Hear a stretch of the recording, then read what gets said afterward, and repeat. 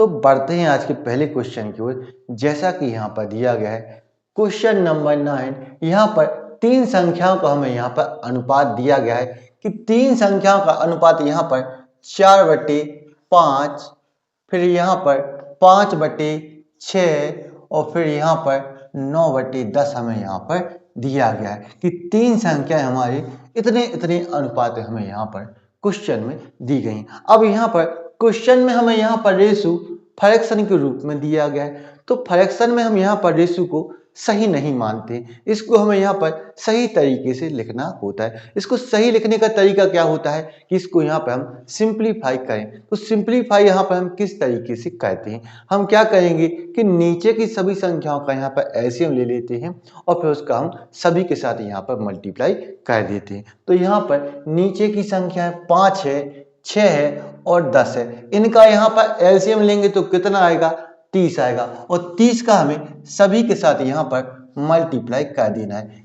30 का गुणा हम यहाँ पर कर देंगे, इसी प्रकार 30 का गुणा यहाँ पर कर देंगे और 30 का गुणा हम यहाँ पर कर देंगे।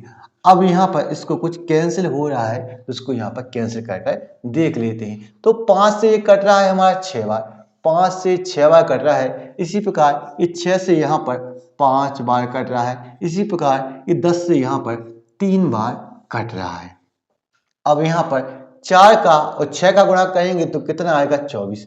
4 का और 6 का गुणा करेंगे तो कितना आएगा, 24 आएगा। इसी प्रकार 5 का और 5 का गुणा करेंगे तो कितना आएगा, 25 आएगा।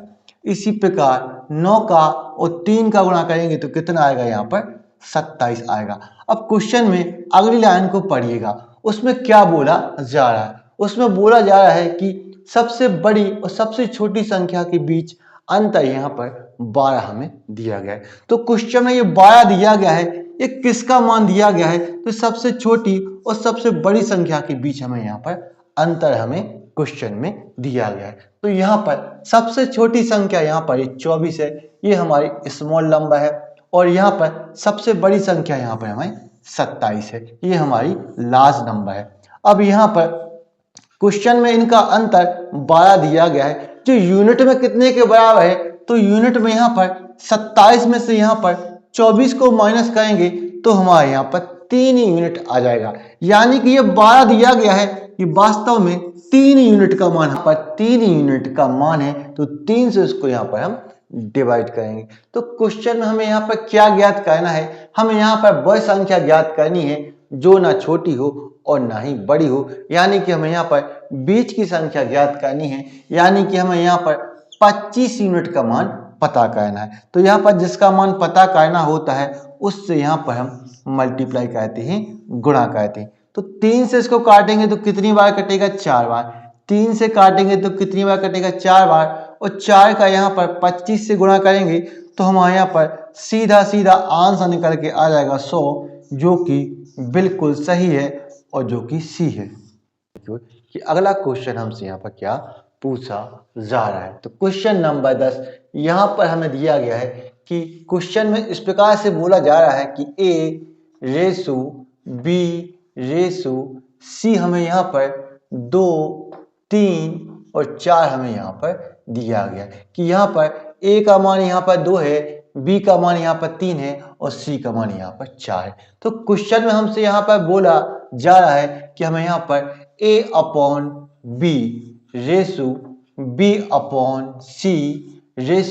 हमें यहाँ पर C/A हमें यहाँ पर ज्ञात करना है। ऐसा हमसे क्वेश्चन में पूछा जा रहा है। तो यहाँ पर हमें A का मान 2 रखना है, B का मान 3 रखना है। तो A की जगह यहाँ पर हम 2 रखेंगे और B की जगह यहाँ पर हम 3 रखेंगे।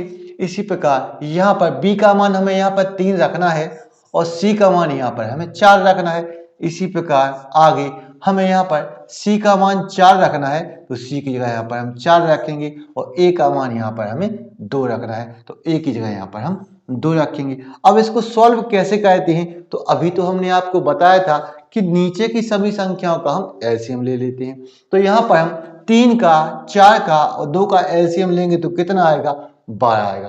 12 का हमें सभी के साथ यहाँ पर मल्टीप्लाई कर देना है। तो यहाँ पर हम 12 का सभी के साथ गुणा कर देते हैं, मल्टीप्लाई यहाँ पर कर देते हैं।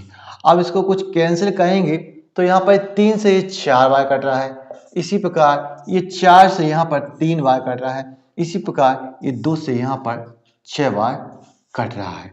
अब यहाँ पर 2 का 4 से गुणा करेंगे तो हमारे यहाँ पर 8 आएगा, इसी प्रकार 3 का 3 से गुणा करेंगे तो कितना आएगा, 9 आएगा, इसी प्रकार 4 का 6 से गुणा करेंगे तो कितना आएगा, 24 आएगा।